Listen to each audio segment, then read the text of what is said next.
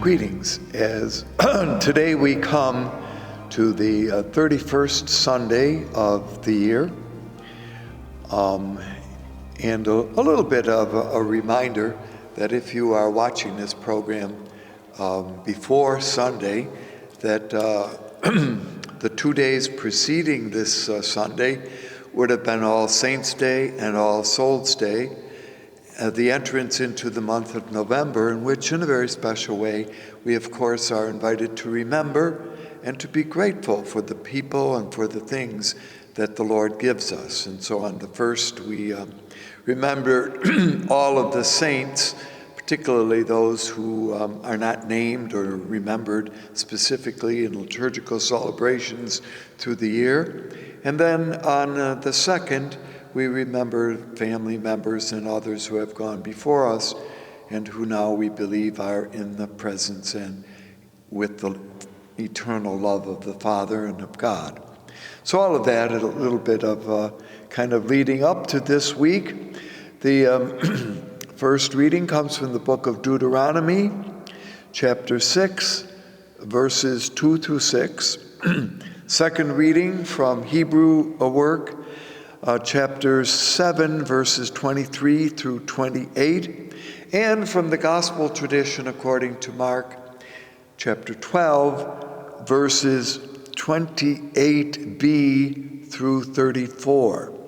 Now, we need perhaps to back up a little bit to kind of put into perspective the episode that we will be looking at and considering this time.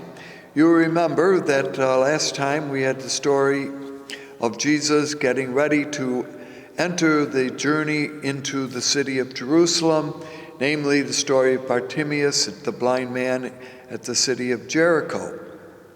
Now, what took place was that Jesus had entered the city of Jerusalem. There had been, of course, the celebration of Jesus entering with the palms being thrown in front of him, the people greeting him.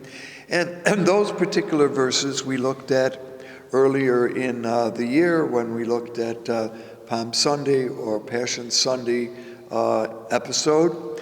Now, just to kind of finish this out, chapter 11, which we will not be looking at this time, pictures the opening of a week. And in Mark's story, there is 1 week called, which is, of course, the centering week of the story of Jesus, begins on Palm Sunday and ends 8 days later on the Easter Sunday, the story of the resurrection.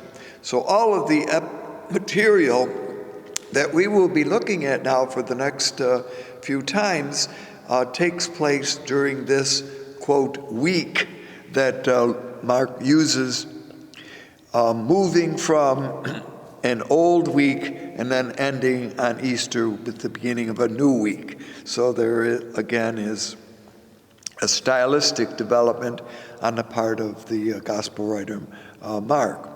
So Jesus had entered the city of Jerusalem, which when we look, just so that you kind of have reference here to chapter 11, would have been verses 1 through 11. And then verses 12 through 25 would have pictures Jesus as going straight to the temple. So he enters the city of Jerusalem,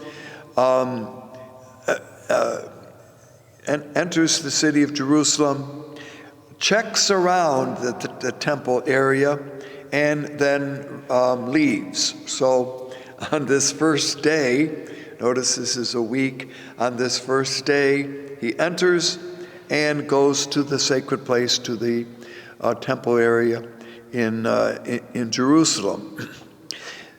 In verses 12 through 14, now again in that little section that we just mentioned, we have one of the strangest episodes in this gospel.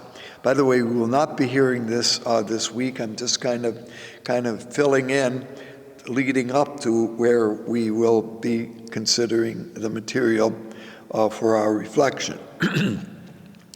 Jesus approaches a fig tree looking for figs, and finding only leaves on the fig tree, curses the fig tree. Now, despite the fact, by the way, that Mark points out that it was not the season for figs, but anyway, just to finish this out, the following day, he passes by it again and finds that the tree has withered. Now, much interpretation has been made as to exactly what's the point of this story, or is it even a parable? Well, some point out that the fig tree serves to clarify Jesus' identity and mission as he embarks on his ministry to Jerusalem. And the fig tree symbolizes, and here are the different ways in which this has been interpreted, and that's why it's a kind of interesting story. Is it rather the Jewish crowds? Is it the Jewish religious leaders? Is it the temple? Is it what is sacrificed by those working within the temple? So the point is, what is the fig tree symbolizing that Jesus, or that Mark is remembering this story? Most would point out that the attack seems to be against the Jewish leaders now, when I say Jewish leaders, it would be those who have something to do with the activities that take part at the temple. All right. This is followed now, so you got this cursing, if you want, of the fig tree. This is followed in verses 15 to 18, where Jesus is now pictured going into the temple area and turning over the tables of the money changers and the seats of those who were selling doves. Apparently, if you sold doves, you sat down. Otherwise, apparently, you stood. And Jesus, of course, is pictured as chasing them out, overturning their tables. And interesting, a phrase that only appears, this story, by the way, does appear in Matthew and Luke, but it is only in this episode that he also includes that Jesus would not let the carriage of any vessel pass through the temple. Now, we're not kind of sure what that means, and Jesus is doing this because he says that they should be creating a house of prayer for all the nations. So because, and this would be now the connection with the fig tree, that the temple will face a similar withering because it has not brought forth the fruits that God intended. So here you can see who are those that are being kind of accused of not allowing this to happen, if not, in this case, the Jewish leaders. So that episode occurs. Now, this would be day 2. Day 3, now, kind of following a little bit that pattern. And by the way, in this episode here, Jesus has also said, and made a little argument, a little case, that those who have faith in God could, if they wanted to, if they really had the appropriate faith, could move this mountain into the sea. Now, you would the question then is raised by those who interpret it, what mountain does Jesus have in mind? Does he have one in mind? Is it the whole Mount of Olives? Is it the Temple Mount? Is the sea really that he's going to cast it into the Sea of Galilee? Or is it to the Mediterranean? Or is this merely a point of hyperbole that Jesus is doesn't really say we're going to cast any mountain, but faith like that could do great and important things. All things that you ask for in prayer, believe that you have received it and it will be done for you, says Jesus. So this little episode is incorporated here, a little teaching. Wherever you stand praying, forgive if you have anything against someone, in order that your Father who is in heaven will forgive your trespasses. Does that sound a little familiar? Some say that here is the remnants of, or the parts of the famous Our Father. Forgive us our trespasses as we forgive. So there is no Lord's Prayer in Mark's story, but there is evidence of some of the lines, some of the understandings with regard to prayer that Mark also has. And so that also is kind of incorporated here. This would be found in verse 25 of now of chapter 12. So notice, chapter 11 rather, as we're moving out of it. All right. So we now come to chapter 12. Chapter 12 pictures, just to kind of put this a little bit into perspective, this whole chapter, that in verses 12:1, the chief priests, the scribes, and the elders are kind of identified as the problem guys, if you want, or problem groups with regard to what's going to happen in the temple area. This is followed now in chapter 12 by a series of what we would call tests that are brought to Jesus to see if in some ways they can put him into a bad position. Also, they have questioned his authority as to who does he think he is in driving out the money changers and tables of the tax collectors.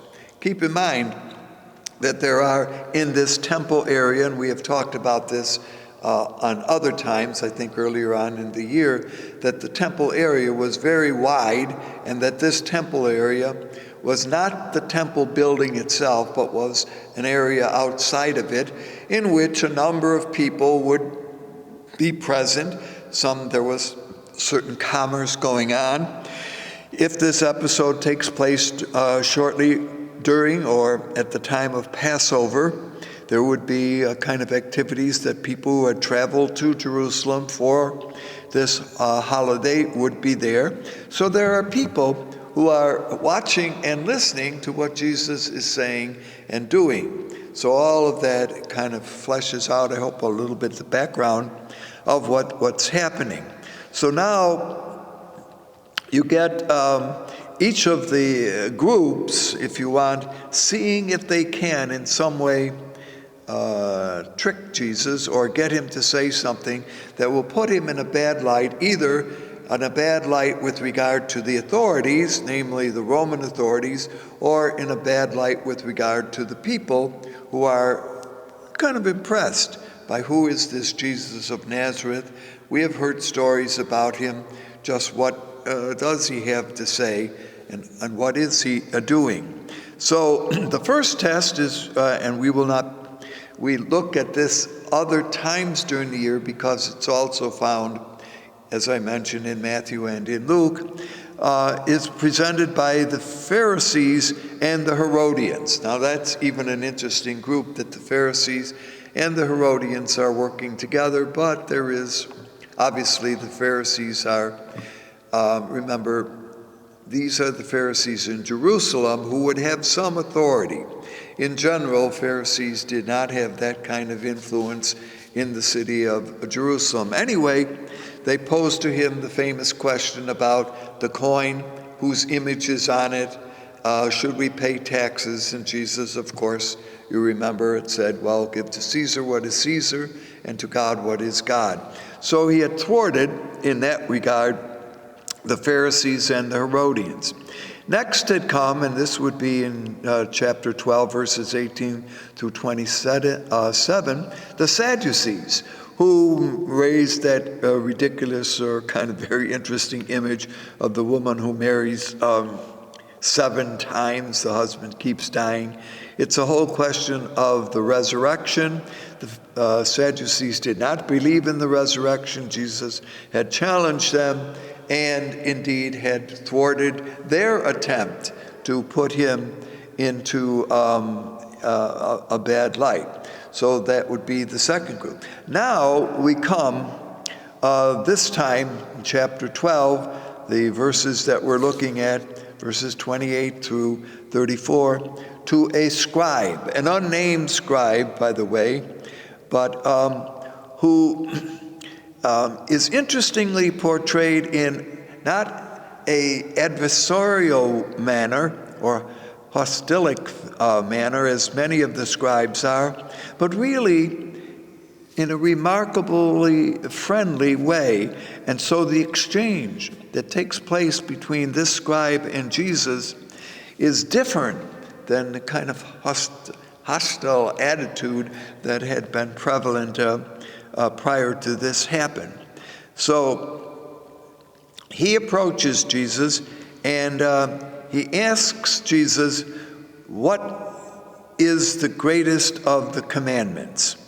So that would be a fair enough question. We have looked at things in this regard earlier on, remembering that it might seem quite simple to give an answer here, but by the time that we're looking at Jesus and the influence of the Pharisees particularly, and here we always have the difficulty of the Pharisees who would have been in some kind of authority rule in Jerusalem in Jesus' time, and the Pharisees later on, at the time in which Mark's story would be composed, shortly after or during the time of the fall of the city of Jerusalem. So that would be 40 years or so after Jesus' time, might have also created much more influence among people. But by that time, having put all of that into perspective, it was understood that there were about 613 commandments that interpreted and were being followed and were being suggested to the faithful of Israel. So these had grown up surrounding the official biblical law, which we will look at in a moment, and which, of course, is the subject of the first reading this time from the book of Deuteronomy. And there is a certain legitimacy, therefore, in his asking, which does Jesus perceive as the greatest commandment? Now, also, scribes, of course, you remember, were those who could read and write. They often were important teachers. Which does Jesus hold to be the most important? And just to finish this up, I will need to go back a little bit in a moment here to an episode that occurs before this happens. But Jesus says, you shall love the Lord your God with all your heart, with all your soul, with all your mind, and you shall love your neighbor as yourself. Now, we have grown very accustomed to understanding this. Really, what Jesus' response is the opening words of what is known in the Hebrew tradition as the Shema, and proclaims this as the great commandment. Now, this is found in the book of Deuteronomy, and he adds the you shall love your neighbor as yourself comes from the book of Leviticus. So he joins two, but makes them one. But that would have been pretty acceptable to the scribe, because the scribe commends Jesus' response and repeats almost virtually word for word, Jesus' formation of the two commandments. So you get a interesting and important respect that this scribe has with regard to Jesus. So that's the highlight of the reading that we hear this time. We have a little time, so I thought we'd back up to chapter 12. We're in chapter 12 to verse, and this would be verses 1 through 12, in which there is a parable. Now, there are not too many parables in Mark. This is one of them. In fact, it's the last that appears in the story of Mark with regard to parables. And this is the story of the murderous tenants and the rejected stone. So how does this work? Jesus addresses this parable. Now again, we're assuming it's to the chief priests, to the scribes, and to the elders. In fact, there are two parables here, joined here. Verses 1 through 9 deals with the murderous tenants, and verses 10 through 12 deals with the rejection or rejected stone. All right. Now, what this episode reflects is, and this seems to be a acceptable background to the Markan story, reflects well the situation of unrest that existed in Galilee during the time of Jesus and even afterwards. At the time of Jesus, things continued to intensify, particularly this developed until the first Jewish revolt, which took place in the year 60 through 70, and that would lead to the fall of the city of Jerusalem. So there's an underground movement taking place. Now, it has to do with a vineyard and the tenants who are taking care of the vineyard. Now, what this reflects is that things were difficult in the Holy Land during the first half or first third of the first century.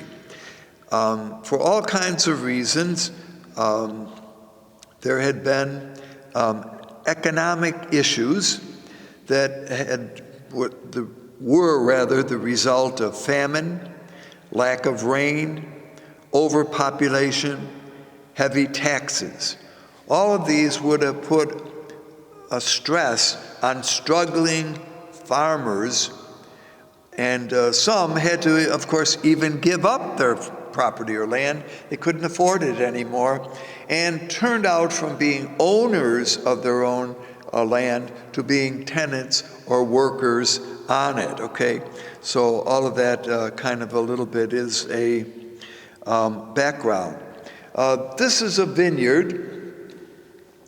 Apparently, Mark is aware of the fact that the prophet Isaiah had used a similar imagery with regard to the vineyard, and there it pictured that God had planted a vineyard, had built all the appropriate kind of protections that the vineyard needed, but the tenants had not taken care of, and in the Isaiah formula, God had destroyed his vineyard. God had said, well, enough of that, I will take over now and not let things go this way.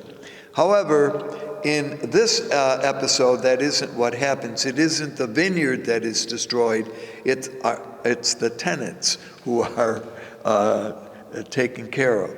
And you will remember this, that the guy who owns the field now, who owns the vineyard, sends messengers to get his share of the produce, okay?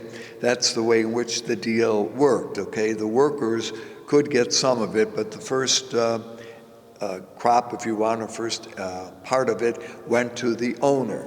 Well, they refused to give it. chase away the collectors, he sends a second group. They get even worse, if you want, with this group. Not only beat him up, but even kill one of them. And so now the owner of the vineyard, and that, of course, is what happens, says, interestingly, why he would do this, sends his own son. And thinking they'll pay attention to the son, but they in turn say, no, here comes the owner of the vineyard, let's kill him, and then we will be able to take over the vineyard. Now, we have looked at this before. Some say this would have been highly unlikely that they could have done this, but there was the possibility, particularly if the owner of the vineyard himself was away or himself had died. Be that as it may, this episode therefore presents an attack against who are the tenants?